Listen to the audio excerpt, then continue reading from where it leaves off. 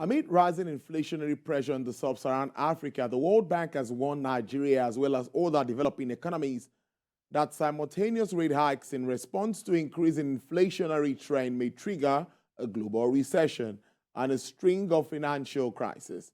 The international lender, in a newly released report titled Risk of Global Recession in 2023 Rises Amid Simultaneous Rate Hikes, disclosed that the current expected trajectory of interest rate increases and other policy actions might not be sufficient to bring global inflation back down to levels seen before the pandemic. According to the report, unless supply disruptions and labor market pressures subside, those interest rate increases could leave the global core inflation rate, excluding energy, at about 5% in 2023, nearly double the 5-year average before the pandemic. It will interest you to know that central banks around the world have been raising interest rates this year with a degree of concurrence not seen over the past 5 decades, a trend that is likely to continue well into next year. Well, I introduced him earlier. He's joining me via Zoom as we deliberate on this development. All the macroeconomic fundamentals. He is the Managing Director, Chief Business Officer of Optimus by Afri Invest, Mr. Ayodeji Ebo. Good afternoon. It's good to have you on the show. Good afternoon, and thanks for having me. Yes, it's scary.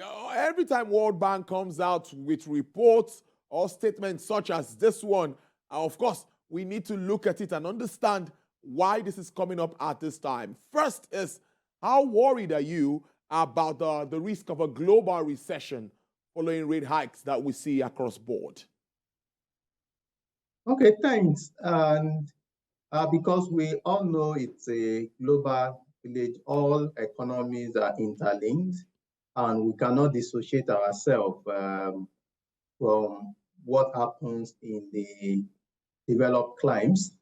And look, we know we have our peculiar problems. So if there's a recession in the global space, then that would further compound our issues, especially as an economy, Nigeria as an economy.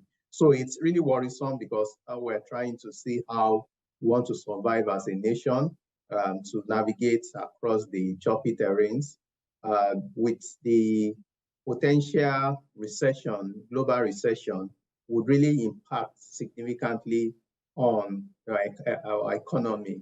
We have foreign debt, that it means that it will also be more expensive for anyone to raise euro bonds, which would impact significantly on us. And we know that one of the major sources of dollar inflow, which is crude, has been threatened for the past months, which is impacting on the exchange rate. So it also calls for concern because we are not immune from whatever happens abroad. So it's just for us to be prepared for that.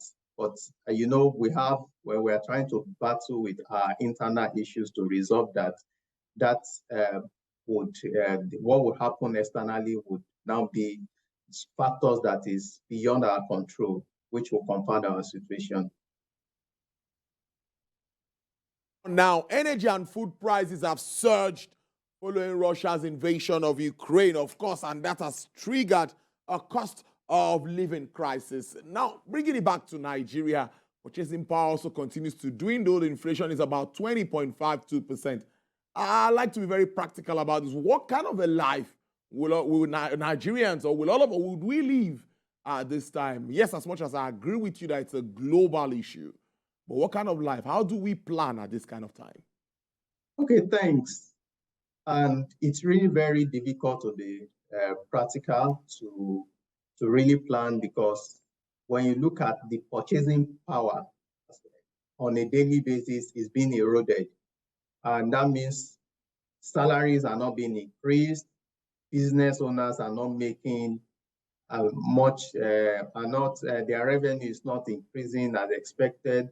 So as a result, consumer wallets continue to reduce, which would place pressure. It means once there's pressure on consumer wallet, demand will reduce, standard of living will be impacted, and a lot of the companies that are also producing will now begin to reduce what they produce. And when you look at this cycle, when you reduce what you are producing, it means you need less staff to produce that. And as a result, that would also lead to increase in unemployment. And we also look at that change as unemployment is increasing, insecurity is also increasing. So in terms of planning, what as an individual just needs to do is, I would say, is to tighten our belts and see how we can be more prudent. Yes, it's tough, but now we need to just be very conscious about it. In terms of spending, you need to do your ranking. What are those things that you can't do that is a necessity compared to what you feel you just need? So you will need to have that planning so that you can have more to set aside. And as you are also planning to set aside, you need to also uh, be careful and also research into investment that can also help you reduce that impact. And yes, I won't say you'll get investment that will be close to 20% to bridge inflation, but you should be able to get investment that will help you to reduce the impact so that the little that you are setting aside is also working for you. Brilliant stuff. Let's talk around revenue, which some say it's not a challenge. Well, revenue is a challenge. Actually, they say the debt is not a challenge. The revenue generation is the challenge, according to some of our top government functionaries. Now, as of last week, about 673 billion naira was shared among the three tiers of government, and I'm worrying that as we continue to have this challenge in and out, all theft is affecting our revenue coming in and all of this. How sustainable is this continuous sharing every month? Can it be sustained? Okay, thanks. And in terms of the amount, so if we're talking about sustainability, is to look at will the amount be sustained. So you look at the last 6 months trend with the 673 billion that was shared across the three tiers of government, it's significantly less than the about 900 billion that was shared in July and about 890 billion that was shared in June. So you would see that it's a major reduction. And that calls for alarm because there's a lot of state governments that just depend on this allocation. And the also sad part of it is a lot of them have also borrowed, or past government have borrowed ahead. So for most of them that have irrevocable service payments order, that's the ISPO, even what they get to even run the state is really very low. So for those states that are dependent on revenue that comes from the federal level before the economy can pick up, that's really a major challenge. Beyond just few states have strong internally generated revenue that if FARC doesn't pay today, they will still be able to weather the storm and ensure that they, at least to a large extent, stabilize the state. So it's unsustainable for states to continue to depend on FARC allocation, but we know this period we have is like a survival period. And if you are going to even set up any economic policy or any strategy to be self-sufficient beyond the FARC allocation, it's a long-term plan. So states need to look away from just depending on FARC. I believe that they can even start from a regional perspective, look at states that are intertwined and you see what is common and come and put resources together and grow that region.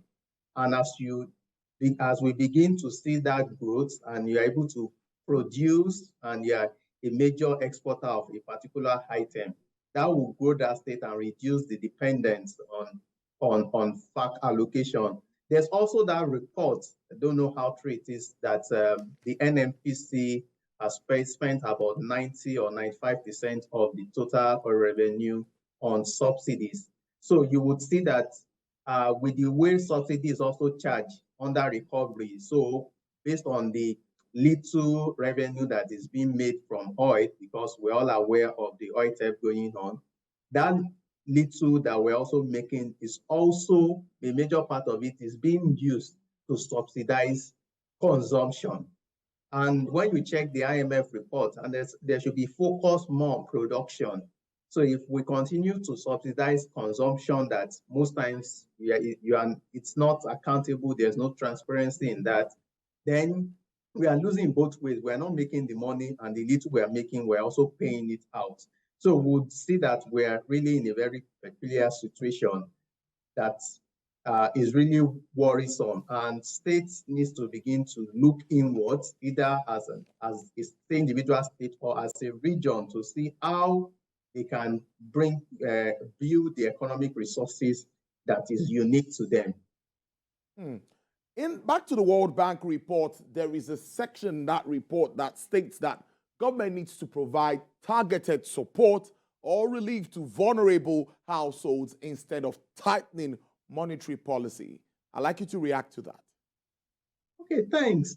We've seen it in the past, but the challenge with Nigeria is the way our own structure, we actually don't have the right data.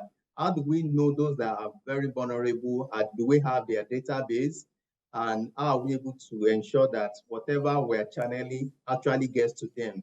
So in most economies that they have that direct data, they're able to, that social intervention funds are really have very significant, I would say, high multiplier effect, because those monies are also put back into the economy because it is to propel demand.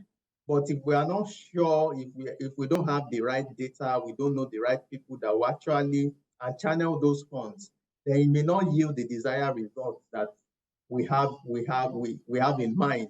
So it's while we want to say yes, there's a need to support, I would say that supporting production may be more important rather than continue to support consumption. You support production, within the agri space, the manufacturing space, and ensure that there's more transparency within that space, that we can see those that are getting it, and we can also measure the impact. If it's a cashew that we are trying to invest in, what's the amount that is being produced every month, and how has that increased? So that would also encourage, and we'll begin to measure and see the impact. So it's really very important that we don't continue to just throw money at the problem. We need to be more strategic than just throwing money at the problem.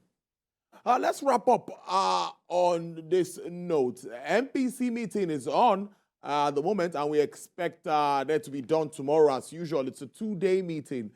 Considering what we have on ground, do you see any shifts, retention? And if you do, what will be responsible for this? What do you think they'll be considering? Okay, thanks. We've seen the last 2 meetings, we've seen a significant rise in or raise in interest rate by about combined 2.5%.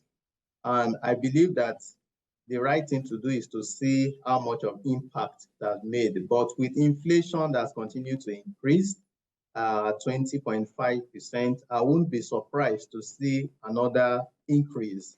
Yes, it would have its negative impact, because the major issue that is impacting on inflation in Nigeria differs from what is impacting on it abroad. So raising interest rates really does not solve our structural issues, does not solve our insecurity issues. And that would only just compound the situation. But we've seen the handwriting on the wall looking at the last 2 meetings. So the jury is out. We'll look at what would be the decisions of the NPC at the end of the meeting. But if we see a surprise, I won't be surprised if there's an increase. But if I'm asked to either make a project, I would say that they should retain at current rate and see how they can come up with other policies that would help reduce the impact of the economic challenges that Nigerians are going through. Indeed, it's a good way to live it. I've been speaking to the Managing Director and Chief Business Officer of Optimus by AfriInvest, Mr. Ayode Jebo. Thank you so much. I do enjoy the rest of your day. We appreciate your time on the show. Yeah, always my pleasure. Thanks for having me.